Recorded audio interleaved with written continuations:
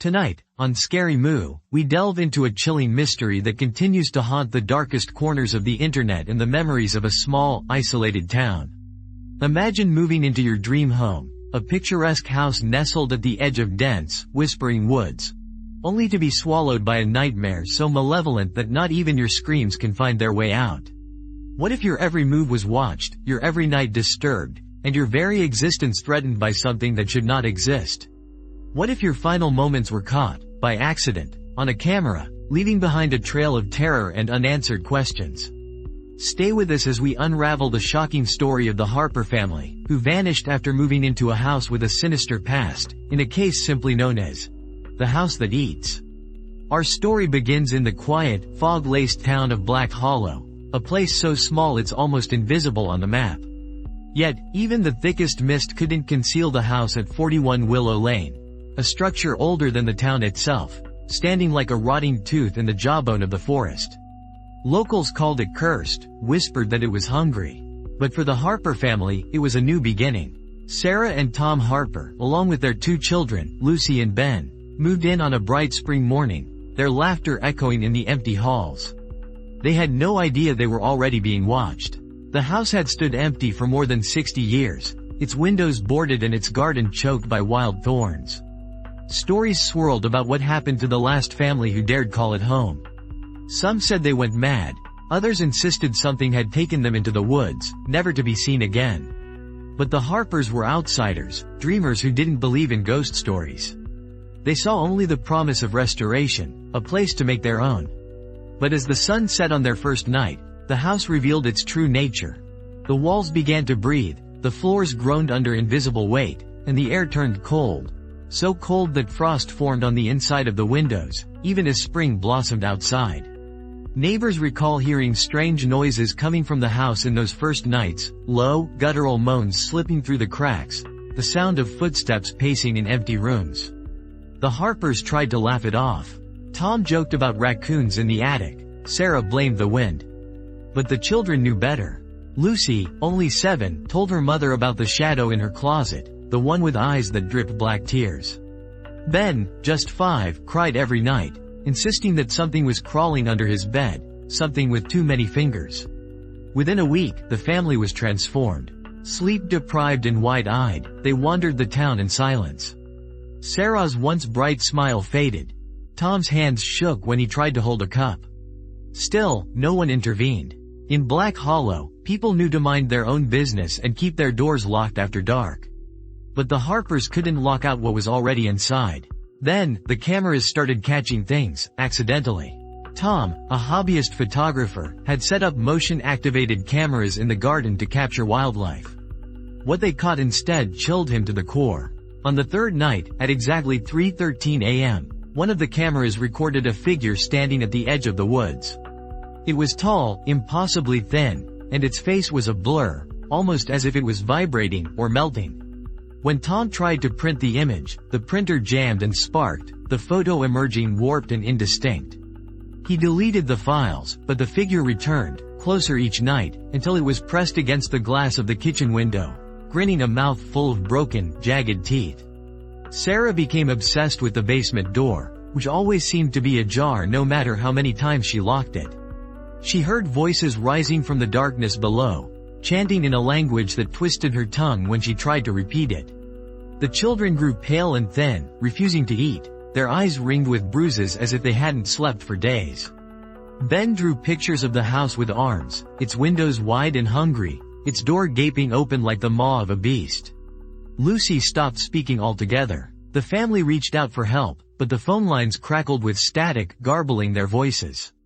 Emails went unanswered. Friends who visited left in a hurry, describing the air inside as thick and fetid, like breathing through rotting leaves. One friend, after spending just an hour in the living room, developed a rash of black, weeping sores on her arms. She never returned, and refused to speak of what she saw reflected in the hall mirror. By the end of the second week, the Harpers were prisoners in their own home. Doors slammed shut behind them, locking with a sound that echoed like a scream. Windows fogged from the inside, obscuring the world outside. At night, the family huddled together in the living room, listening to the house whisper their names, promising to keep them forever. Sometimes, they heard footsteps on the roof, the sound of nails scratching at the ceiling above their heads. Desperate, Tom started documenting everything, recording audio logs each night in hopes of capturing proof. What he recorded was an endless loop of their own voices, begging, pleading, weeping, overlaid with a guttural, inhuman growl that seemed to shake the very walls. The last recording ends abruptly, with a sound like something heavy being dragged across the floor, followed by a child's scream that rises and rises until it becomes a howl, then nothing at all. The next morning, the Harpers were gone. The house stood silent, its windows clear, its garden undisturbed. There were no signs of struggle, no blood, no broken furniture. Only the faint, lingering scent of ozone and something far worse, something like charred flesh. The neighbors noticed the absence after a few days, but when the police finally entered, they found the house immaculate. No photographs, no clothes, no trace that the Harpers had ever lived there, except for one thing. A single, grainy photograph left on the mantel. It showed the family standing in front of the house, but their faces were all blurred, twisted into expressions of abject terror. Rumors spread quickly. Some said the family had run away, driven mad by the isolation. Others believed they'd been murdered, their bodies hidden deep in the woods. But those who'd lived in Black Hollow long enough knew the truth. The house had taken them, just as it had taken others before. And every so often, on a cold, misty night, you can see 4 shadowy figures peering out from behind the upstairs window. Faces pressed to the glass, begging to be let out. The legend of the Harper family grew, fueled by the eerie, inexplicable footage that leaked online. Clips of the children wandering the halls, their movements strange and jerky, as if pulled by invisible strings. Audio of Sarah singing a lullaby backwards, her voice layered with whispers that sound like laughter. Footage of Tom standing in the backyard at night, staring up at the moon with eyes so wide they seem ready to burst. Each clip was more disturbing than the last, and none of them could be traced to their original source. Internet sleuths tried to debunk the story, claiming it was an elaborate hoax. But those who visited the house to investigate came back changed, or didn't come back at all. One group of thrill-seekers live-streamed their exploration, and their feed ended abruptly when the screen filled with static and a single, blood-chilling scream echoed through the speakers. Their abandoned car was found at the edge of the woods, doors wide open, engine still running. They were never seen again. The house at 41 Willow Lane remains empty to this day, its windows dark, its door chain shut. Locals cross the street rather than walk past it, and children dare each other to touch the fence at midnight. Sometimes, late at night, a faint light flickers in the attic window, and those who are brave enough to look say they see the Harpers, still trapped, still begging for release. But the horror doesn't end there. Over the years, more evidence has surfaced, shocking, inexplicable artifacts that only deepen the mystery. An old, dust-covered diary was found in the crawlspace by a group of paranormal investigators. Its pages are filled with frantic, looping handwriting, recounting nights filled with scratching in the walls, of dreams that bleed into waking life, of shadows that crawl across the ceiling and whisper secrets only the dead should know. One entry, dated just days before the disappearance, reads, "The house is hungry. It wants us. Tonight, it will feed." The handwriting deteriorates into jagged scratches, as if the writer was dragged away mid-sentence. The investigators who discovered the diary left the house in a panic, refusing to ever return. 2 of them reported nightmares for months afterward, dreams of being buried alive, of choking on dust and dirt, of hands clawing at the inside of a coffin.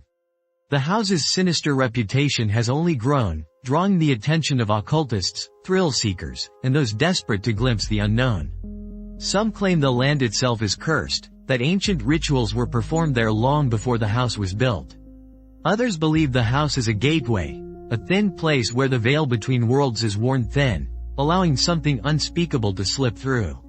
Whatever the truth, one thing is certain. The Harper family was not the first to vanish behind those rotting walls, and they will not be the last. But the most disturbing piece of evidence comes from a neighbor's security camera, trained by chance on the house's front door. One night, months after the family's disappearance, the camera recorded the door slowly creaking open. A figure stepped out, a woman, barefoot, her dress torn and dirty. She stared directly into the camera, her eyes black voids, her mouth stretched wide in a silent scream. She stood there for a full minute before turning and walking back into the house, the door slamming shut behind her. The neighbor moved away the next day, leaving the footage behind as a warning. Do not go near the house. Do not answer if it calls to you.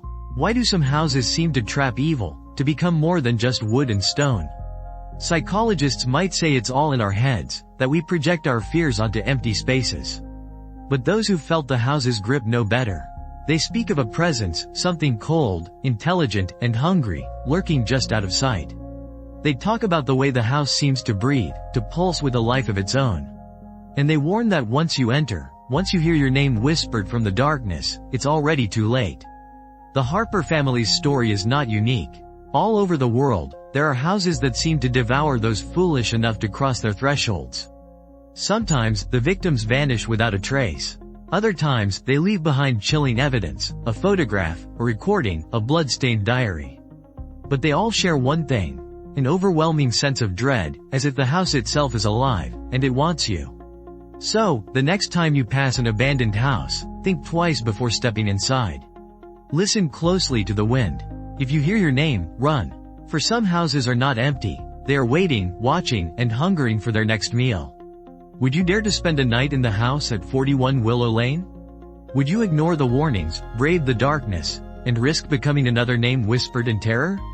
Or would you heed the lesson of the Harpers, and remember that some doors should never be opened, some houses should be left to rot, and some mysteries are better left unsolved?